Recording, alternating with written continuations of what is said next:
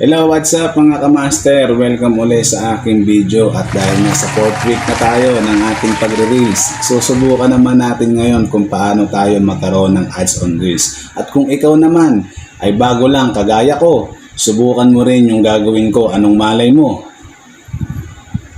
Magkaroon na tayo ng ads on reels. So, ang una natin gagawin guys, i-click natin yung burger line, then professional dashboard. Then, hanapin nyo yung monetization.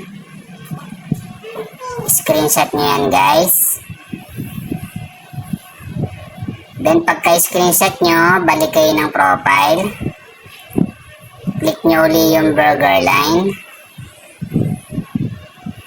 Then, help and support. Help and support. Report a problem.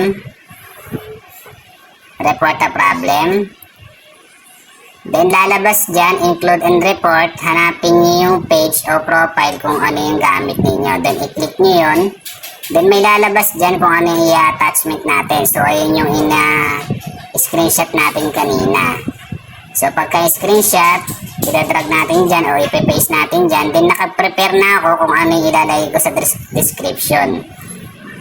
So, pwede nyo siyang kopyahin or pwede nyo siyang dagdagan. Depende na lang sa diskarte ninyo. Then, isend nyo. So, ganun lang siya kadali. Wala namang masama kung ating susubukan. Anong malay mo? Pagbigyan tayo ni Facebook at pagdating ng panahon, ito na ang maging simula ng pagyaman mo bilang isang digital rising creator.